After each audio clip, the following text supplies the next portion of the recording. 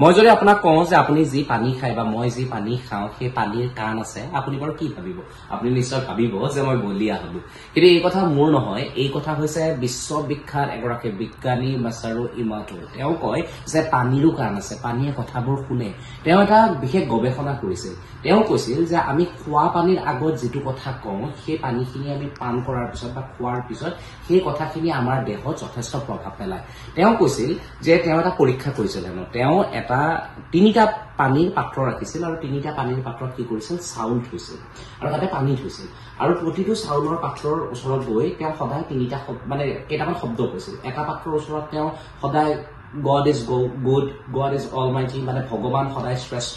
ভগৱান তুমি সদায় আছা তুমি সদায় ভাল কাম কৰি আছা প্ৰভুক মই বিশ্বাস কৰো এনেকুৱা ধৰণৰ কথাবোৰ কয় এটাৰ ওচৰত গৈ তেওঁ খুব অশ্লীল বেয়া বেয়া শব্দবোৰ কয় আপুনি নিশ্চয় বুজিয়ে পাইছে অশ্লীল বুলি কওঁতে আৰু এটাক তেওঁ সম্পূৰ্ণৰূপে ইগনোৰ কৰে মানে এটা চাউলৰ পাত্ৰক তেওঁ ইগনোৰ কৰে কিছুদিন পিছত তেওঁ দেখিলে যিটো পাত্ৰত তেওঁ ভাল ভাল কথা কয় সেই পাত্ৰটোৰ চাউলখিনি পচি যোৱা নাই সেই পাত্ৰৰ চাউলখিনি ঠিক তেনেদৰে আছে সেই চাউলখিনি খুব ধুনীয়া হৈ আছে ভাল গুণ এটাও আহিছে আৰু যেটো খুব বেয়া বেয়া কথা কৈছিল সেই পাত্ৰৰ চাউলখিনি গোন্ধাবলৈ আৰম্ভ কৰিছে পচি গৈছে আৰু যিখিনি ইগনোৰ কৰিছিলে সেইখিনিও বেয়া হ'বলৈ আৰম্ভ কৰিছে তাৰপিছত তেওঁ কৈছিল যে পানীৰ কাণ আছে পানীয়ে কথা শুনে তেওঁ এখন বিখ্যাত গ্ৰন্থ এই সন্দৰ্ভত লিখিছিল আমি সদায় কওঁ যে আমাৰ শৰীৰৰ অধিকাংশ এই পানী আমাৰ পৃথিৱীখনৰ অধিকাংশ হৈছে পানী আমাৰ মগজুৰো অধিকাংশকেই পানীৰে আবৃত হৈ আছে গতিকে পানী যেহেতু আমাৰ শৰীৰত আছে গতিকে পানী খাওঁতে সদায় কোৱা হয় যে ভাল কথা কৈ ক'ব লাগে এই যে হিন্দু ধৰ্মী লোকসকলেও আগতে দেখিব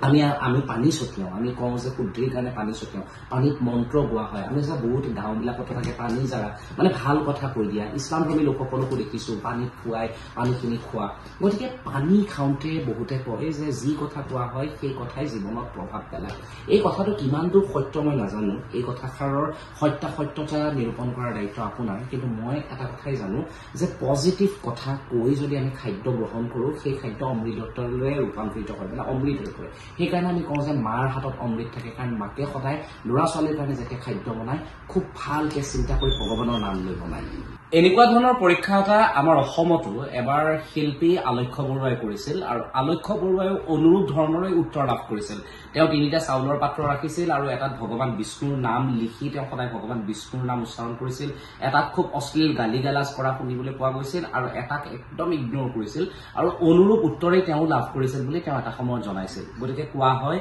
যে আমি যি খাদ্য গ্ৰহণ কৰোঁ সেই খাদ্য সদায় ভগৱানৰ নাম লৈ খোৱাটো দৰকাৰ আমি যি কথা কওঁ সদায় ভাল কথা ক'ব লাগে কাৰণ তাৰ প্ৰত্যক্ষ প্ৰভাৱ আমাৰ শৰীৰত পৰে আকৌ কৈছো যে বিজ্ঞানী এইগৰাকী মহান বিজ্ঞানীয়ে যি গৱেষণা কৰিছিল সেই গৱেষণাৰ তথ্য বহুতে সত্য হয় নে নহয় জানিবৰ বাবে নিজৰ ধৰণে পৰীক্ষা কৰিছিল আৰু বিশ্বৰ ভিন্ন প্ৰান্তত যেতিয়া পৰীক্ষা কৰা হৈছিল সকলোৱে এই পৰীক্ষাৰ জৰিয়তে গম পাইছিল যে পানীয়ে কৰবাত বুজি পায় পানীয়ে কৰবাত শুনে হয়তো আপুনিও ইমান দিনে